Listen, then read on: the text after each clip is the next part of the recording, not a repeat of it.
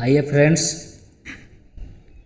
हम लोग टेस्ट 14 कर चुके थे। ये टेस्ट 15 में हम लोग देखेंगे। इसमें कौन कौन सा देखेंगे? गुलाम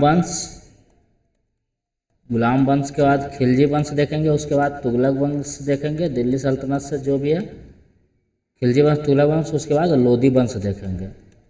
इसमें ये सभी का क्वेश्चन रहेगा फ्रेंड्स, और ये गुलाम वंश भी। चलिए इससे रिलेटेड ये टेस्ट 15, और अगर पिछले वीडियो नहीं देखे हैं तो आप प्लेलिस्ट में जाकर देख सकते हैं। वो टेस्ट सीरीज करके प्लेलिस्ट बनाया गया है। टेस्ट सीरीज या फिर वस्तुनिष्ठ प्रश्न, वो दोनों में डाला गया है।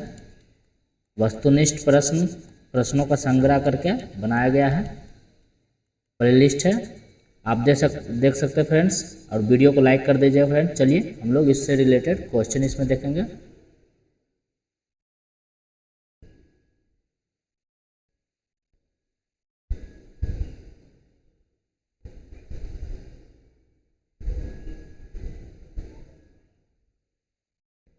आइए क्वेश्चन नंबर 1 से शुरू करते हैं। दिल्ली का वह प्रथम सुल्तान कौन था जिसने नियमित सिक्के जारी किए तथा दिल्ली को अपने साम्राज्य की राजधानी घोषित किया? दिल्ली को अपने साम्राज्य की राजधानी घोषित किया किसने? इल्तुतमिश ने। किसके शासनकाल में मंगोल प्रथम बार सिंधु के तट पर देखे गए? ये देखे गए इल्तुतमिश के शासनकाल में।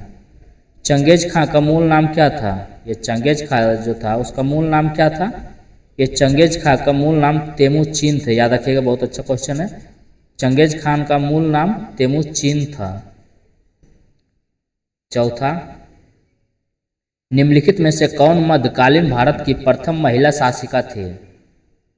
मध्यकालीन भारत की प्रथम महिला शासिका थी रजिया सुल्तान। कौन थी? रजिया सुल्तान। गुलाम वंश का प्रथम शासक, गुलाम वंश का प्रथम शासक था कुतुबुद्दीन ऐबक। मोहम्मद गौरी का दामाद था। इसी को मोहम्मद गौरी लौटते समय इसी को अपना दिल्ली का सल्तनत दे के चला गया था, राजपाट। आइए छठा, निम्नलिखित में से किसने दिल्ली को सल्तनत की राजधानी के रूप में स्थापित किया था? दिल्ली को सल्तनत की राजधानी के रूप में स्थापित किया था किसने? ये इल्तुतमिश ने। निम्नलिखित में से किसने भारत में प्रसिद्ध फारसी त्यौहार नवरोज को आरंभ करवाया? फारसी त्यौहार नवरोज को बलबन ने आरंभ करवाया। किसने? बलबन ने आरंभ करवाया। 8वां नंबर, निम्नलिखित सुल्तानों में से किसने गढ़मुक्तेश्वर की मस्जिद की दीवारों पर शिलालेख में स्वयं को खलीफा का सहायक कहा है? स्वयं को खलीफा का सहायक ये किसने कहा है?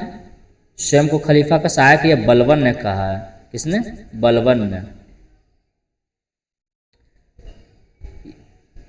चलिए, दिल्ली के किस सुल्तान के विषय में कहा गया कि उसने रक्त और लौ की नीति अपनाई? रक्त और लौ की नीति अपनाई थी ये बलबन ने ही। इल्तुतमिश ने बिहार में अपना प्रथम सूबेदार नियुक्त किया था। इल्तुतमिश ने बिहार में अपना प्रथम सूबेदार मलिक जानी को नियुक्त किया था। गुलाम वंश का संस्थापक कौन था? गुलाम वंश का संस्थापक अभी हम देखें ये कुतुबुद्दीन ऐबक ही था। आइए 12 की ओर। मंगोल आक्रमणकारी चंगेज खां भारत की उत्तर पश्चिम सीमा पर निम्न में से किसके शासनकाल में भारत आया था? ये किसके शासनकाल में आया था? इल्तुतमिश के शासनकाल में आया था। 2.5 दिन का झोपड़ा क्या है? 2.5 दिन का झोपड़ा एक मस्जिद है। इसको कुतुबुद्दीन ऐबक ने बनवाया था। भारत में मुस्लिम राज का संस्थापक माना जाता है ये मोहम्मद गौरी को। दिल्ली सल्तनत का कौन सा सुल्तान लाख बख्श के नाम से जाना जाता है? ये भी कुतुबुद्दीन ऐबक को ही जाना जाता है, जिसको पोलो समय घोड़ा से गिरकर मृत्यु हो गया था। सुल्तान कुतुबुद्दीन ऐबक की मृत्यु कैसे हुई थी? सुल्तान कुतुबुद्दीन ऐबक की मृत्यु चौगान की कीड़ा के दौरान अस्त्र से गिरने के पश्चात उनकी मृत्यु हो गई थी। गुलाम का गुलाम किसे कहा गया है? गुलाम का गुलाम कुतुबुद्दीन किसका गुलाम था? यह मोहम्मद गौरी का गुलाम था और इसका गुलाम कौन था? इल्तुतमिश था। तो ये गुलाम का गुलाम कौन हो जाएगा? इल्तुतमिश हो जाएगा। आइए 18 में दिया गया है कथन और कारण। बलबन ने अपने शासन को शक्तिशाली बनाया और सारी सत्ता अपने हाथ में केंद्रित कर ली। यह सही है।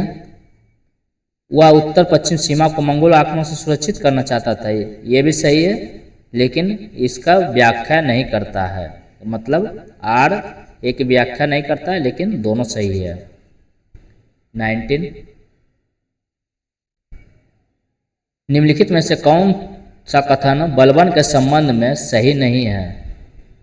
बलबन के संबंध में उसने नियामत या खुदाई के सिद्धांत का प्रतिपादन किया, उसने इक्तादारी व्यवस्था का प्रारंभ किया, ये इक्तादारी इल्तुतमिश सही है, इसका नहीं है।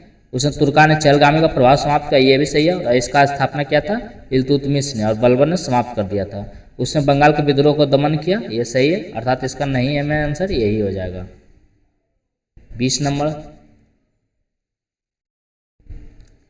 रजिया बेगम को सत्ताच्युत करने में किसका हाथ था? मतलब सत्ता से दखल करने में। यह किसका था? तुर्कों का था। अपनी शक्ति को समेकित करने के बाद बलबन ने भव्य उपाधि धारण की। भव्य उपाधि धारण कौन सा नाम से किया था? यह जिले इलाही। दिल्ली का सुल्तान मंगोल नेता चंगेज खां का समकालीन था। कौन था मंगोल नेता चंगेज खां के समकालीन? कौन दिल्ली का सुल्तान था? यह इल्तुतमिश था, चंगेज खां के समकालीन था। याद रखिएगा, चंगेज खां के समकालीन था। दिल्ली का प्रथम मुस्लिम शासक कौन था? दिल्ली का प्रथम मुस्लिम शासक ये इल्तुतमिश था। कौन था? इल्तुतमिश था। दिल्ली का प्रथम मुस्लिम शासक इल्तुतमिश था।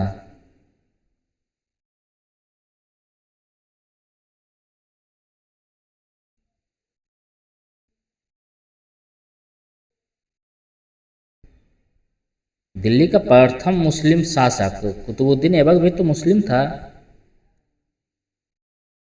1 मिनट फ्रेंड्स।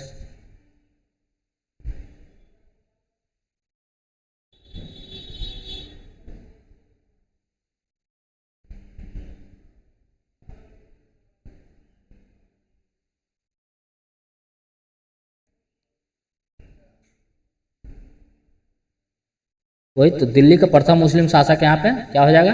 कुतुबुद्दीन ऐबक। चूंकि ये गौरी का गुलाम था और दामाद भी था, ये सब तो मुस्लिम ही था। तो ये तो गुलामों का गुलाम था, इसका गुलाम था। ये कुतुबुद्दीन ही होगा इसका। दिल्ली का प्रथम मुस्लिम शासक कौन था? कुतुबुद्दीन ऐबक था। चलते आगे।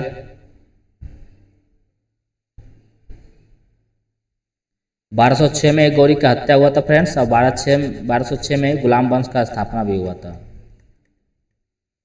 यही किया था गुलाम वंश का स्थापना किसने? कुतुबुद्दीन ऐबक ने ही। आइए 24 की ओर चलते हैं।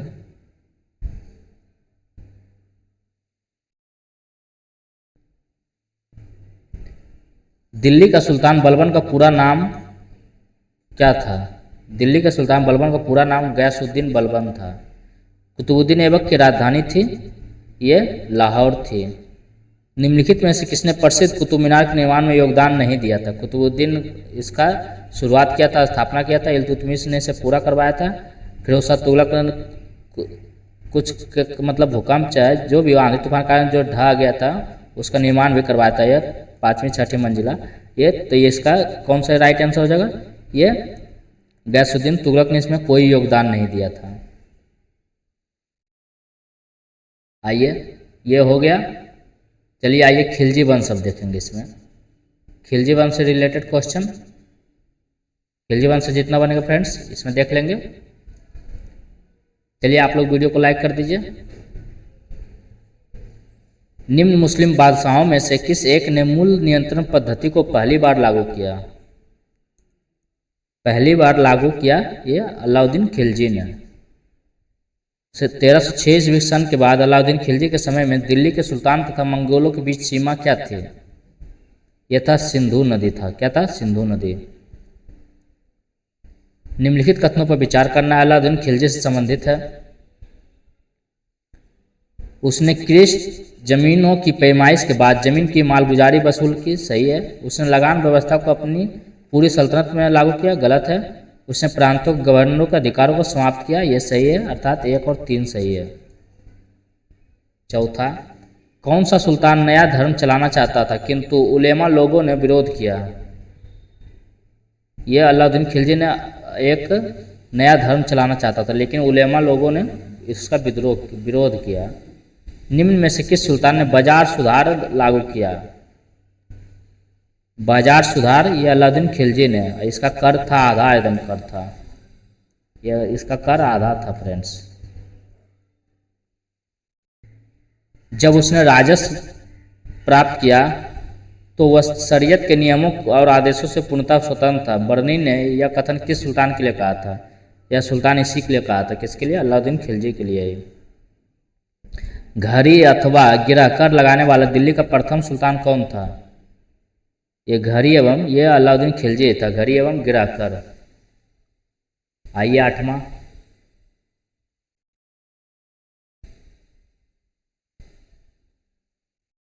अलाउद्दीन खिलजी ने दिल्ली में मूल नियंत्रण लागू किया था, इसके बारे में कहा गया यह मूल नियंत्रण लागू किया था, यह सही है, मूल नियंत्रण लागू किया था। वह दिल्ली में अपने राजभवन के निर्माण में लगे हुए कारीगरों को कम वेतन देना चाहता था, ऐसा नहीं है, तो क्या हो जाएगा? सिर्फ ए सही है और आर गलत है। 9 नंबर, रानी पद्मिनी का नाम अलाउद्दीन की चित्तौड़ विजय से जोड़ा जाता है, उनके पति का नाम क्या है? चित्तौड़ विजय से देखे होंगे, पद्मावत देखिए फिल्म, उसमें दिखाया गया है। शाहिद कपूर, रणवीर सिंह है, अलाउद्दीन खिलजी का रोल किया है और पद्मावती का रोल दीपिका पादुकोण ने किया है। आप देख सकते हैं फ्रेंड्स, अगर वो मूवी नहीं देखे तो। चलिए, इसमें राणा रतन सिंह, शाहिद कपूर उसमें रोल किया है राणा रतन सिंह का। चित्तौड़ विजय से जोड़ा जाता है, उनके पति का नाम क्या था? राणा रतन सिंह। निम्नलिखित में से किस मध्यकालीन शासक ने सार्वजनिक वितरण प्रणाली प्रारंभ की थी? सार्वजनिक वितरण प्रणाली प्रारंभ अलाउद्दीन खिलजी ने किया। किसने? अलाउद्दीन खिलजी ने। अलाउद्दीन के दक्षिणी अभियान धन प्राप्ति का अभियान थे, क्या थे? धन प्राप्ति के अभियान था, यह सही है। यह दक्षिणी राज्यों को कब्जे में करना चाहता था, ये गलत है, सिर्फ ये सही है। अलाउद्दीन खिलजी के प्रसिद्ध सेनापतियों में से किसकी मंगोलों के विरुद्ध लड़ते हुए मृत्यु हुई थी? यह किसकी हुई थी? जफर खां की मृत्यु हो गई थी। किस सुल्तान के बारे में कहा जाता है कि उसने भूमि कर को उत्पादन के 50% तक कर दिया था? वही आधा, मतलब 50% इसको चाहिए ही चाहिए, तो ये क्या था? किसने? अलाउद्दीन खिलजी ने। किसने? अलाउद्दीन खिलजी ने। अलाउद्दीन खिलजी के आक्रमण के समय देवगिरी का शासक कौन था? देवगिरी का शासक रामचंद्र देव था। दिल्ली के किस सुल्तान ने सिकंदर सानी की मनोपाधि या धारण की थी? ये क्या था? यही किसने? अलाउद्दीन खिलजी ने ही। किस सुल्तान के काल में खालिसा भूमि अधिक पैमाने में विकसित हुई थी? खालिसा भूमि अधिक पैमाने में विकसित हुई थी अलाउद्दीन खिलजी के समय ही। किसके समय? अलाउद्दीन खिलजी के समय। चलिए फ्रेंड्स, इसमें यहीं तक रहेंगे। अगले वीडियो हम लोग इसको तुगलक वंश और लोधी वंश को करेंगे, क्योंकि इधर बगल में गाना बज रहा है फ्रेंड्स, नहीं तो ये इसमें आ जाएगा तो ज़्यादा इरिटेट हो जाएगा। चलिए रहने देते हैं यहीं तक। वीडियो को लाइक कर दीजिएगा फ्रेंड्स। चलिए मिलते हैं अगले वीडियो में फ्रेंड्स।